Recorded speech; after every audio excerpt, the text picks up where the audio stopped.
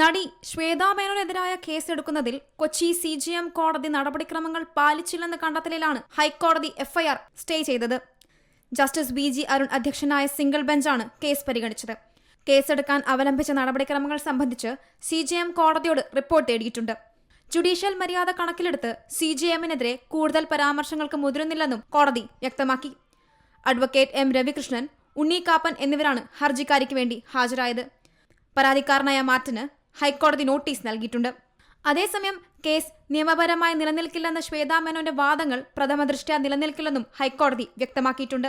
കോടതി ഉത്തരവിനെ തുടർന്ന് നടി ശ്വേതാ മേനോനെതിരെ എടുത്ത കേസിൽ പോലീസിന് അനിശ്ചിതത്വം തുടരുന്നതിനിടയിലാണ് കോടതിയുടെ സുപ്രധാന ഇടപെടൽ.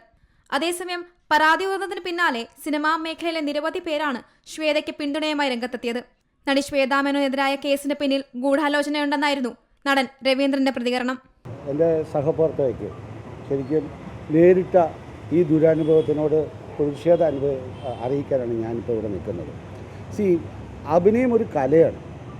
അത് ഞങ്ങളുടെ തൊഴിലും കൂടിയാണ്. നിയമാനുസൃതമായിട്ട് ഞങ്ങൾക്ക് അഭിനയിക്കാനുള്ള എല്ലാ അവകാശവും ഞങ്ങൾ നിക്ഷിപ്തമാണ്. അപ്പോൾ അതിനെ ഒരു കുബുദ്ധിപരമായിട്ട് വക്രീകരിച്ച് അത് സമ്മതിച്ചു കൊടുക്കാൻ പറ്റില്ല. ശ്വേതയ്ക്കെതിരായ കേസ് അനാവശ്യമെന്നും കേസിൽ പറയുന്നത് പോലുള്ള ഒരു കലാകാരി അല്ല നടിയെന്നും നടൻ ദേവൻ പ്രതികരിച്ചു. ശ്വേതമേനോന്റെ പേരിൽ ഒരു കേസ് വരാനുള്ള ഒരു സാധ്യതയില്ല. അങ്ങനത്തെ ഒരു ആർട്ടിസ്റ്റ് അല്ല അവർ. എന്ത് കേസെന്ന് ചോദിച്ചപ്പോഴാണ് പിന്നെ നോക്കിയപ്പോൾ അവർ FIR ഇട്ടിരിക്കുന്നു. FIRൽ ഉള്ള കാര്യങ്ങൾ ഞാൻ കേട്ടു. FIR ഇന്ന രീതിയിലുള്ള FIR ആണ് ഇട്ടിട്ടുണ്ടെന്ന് പറഞ്ഞു. അപ്പോൾ അത് FIR കേട്ടപ്പോൾ എനിക്കൊരു ബുൾഷിറ്റായിട്ട് തോന്നി. It's nonsense. It's A bullshit. കാരണം ഒന്നുമില്ല അതിനകത്ത്. കാരണം എന്തെങ്കിലും ഒരു അലിഗേഷൻ ആരെങ്കിലും കൊണ്ടുവരണമെങ്കിൽ അതിന് ശക്തമായ ഒരു പിൻബലം വേണ്ടേ.